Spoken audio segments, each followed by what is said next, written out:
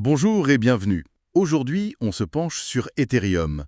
C'est un jeu de stratégie, de programmation tactique assez particulier. Oui, bonjour.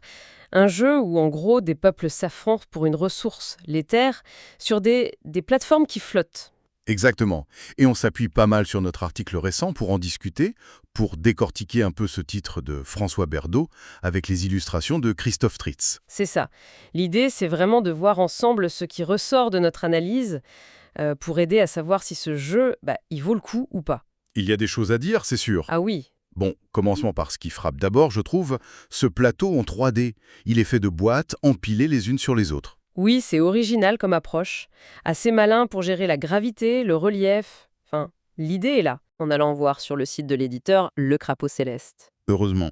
Mais ça nous amène au cœur du jeu, finalement. La programmation secrète. Voilà, chaque saison, hop, on choisit nos actions en cachette, derrière son paravent. Jusqu'à 6 actions: bouger, collecter, augmenter, transformer, se connecter. Et puis, tout le monde révèle en même temps. Et là, on résout selon un ordre d'initiative qui lui aussi peut changer. C'est ça qui crée la tension, je trouve. Cette planification où il faut essayer de deviner. Exactement, d'anticiper ce que les autres préparent. C'est psychologique, quoi. C'est plus rapide. Oui, logique avec le plateau 3D. Et puis, on commence avec peu de choses. Une armée, un collecteur. Donc, l'action augmentée pour améliorer tout ça, elle est vite essentielle. Carrément. Et la collecte des terres, ça dépend du niveau du collecteur. Et ce niveau, il peut baisser si on se fait attaquer. Donc, faut le protéger. Tout à fait. Après, il y a transformer les terres pour avoir des bonus. Et connecter. Ça introduit un dé pour essayer de gagner plus. C'est un peu un pari. Donc, pas mal de petites choses à gérer, de décisions à prendre. Oui, et tout ça, c'est influencé aussi par l'asymétrie des peuples. Chaque peuple a ses petites spécialités, ses forces. Justement, dans notre article, on s'est un peu interrogé sur l'équilibre. Ivalia, par exemple. Ah, Uvalia, oui. Avec son affinité pour l'éther, la connexion. On a eu l'impression, lors de nos parties en tout cas, qu'il pouvait devenir assez puissant. Surtout en milieu ou fin de partie. Ça ne casse pas le jeu, attention, hein. Mais ça oblige les autres à s'adapter, peut-être à le cibler un peu plus. Oui, c'est une dynamique intéressante, mais cette adaptation, elle se heurte parfois à un autre élément âme, le hasard. Ah, le hasard, les combats, oui. Pillage, assaut, siège, ça se joue au dé. Alors, on peut un peu influencer les dés, avec le niveau du guide, certaines capacités, mais bon, ça reste des dés. Oui, l'aléatoire est là. Et il n'y a pas que les combats. Non, il y a les cartes flash aussi, elles ajoutent des événements, des surprises. Du coup, ça peut être bien pour dynamiser, pour éviter que tout soit trop calculé. Mais ça peut aussi être frustrant, quoi, quand ta super stratégie tombe à l'eau à cause d'un mauvais lancer ou d'une carte sortie au mauvais moment. C'est un équilibre à trouver. Un équilibre, oui. Parlons aussi un peu de l'apparence du jeu. Le plateau 3D, l'idée est bonne, fonctionnelle.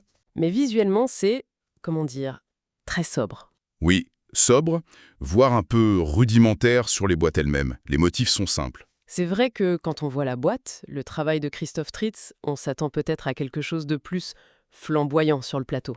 Alors, question.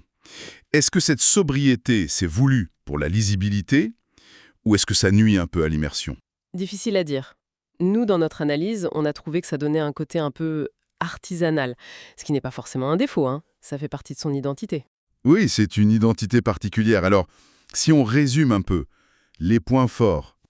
Mais la mécanique de programmation, l'anticipation, ça c'est vraiment bien. C'est riche. Le plateau 3D, l'idée est originale et ça marche, c'est fonctionnel.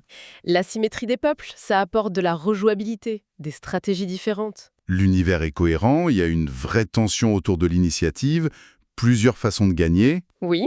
et les points faibles du coup.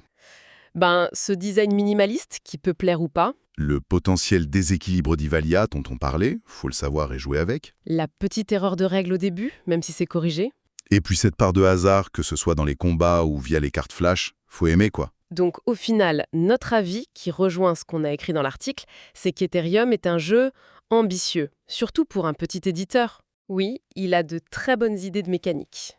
Il a du caractère. Mais il n'est pas parfait.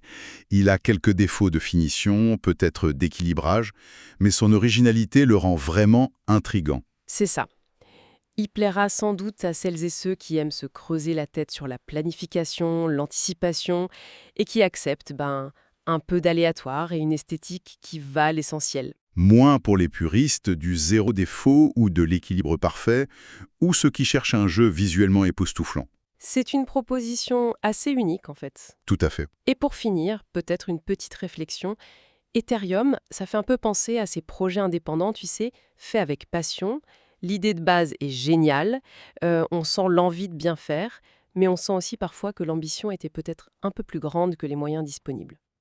C'est possible. Et je me demande si finalement, ce côté un peu brut, cette imperfection assumée, ça ne fait pas partie du charme, de l'expérience que ces créateurs indépendants cherchent à offrir. Une sorte d'authenticité, quoi. À méditer. Mais une bonne question pour conclure.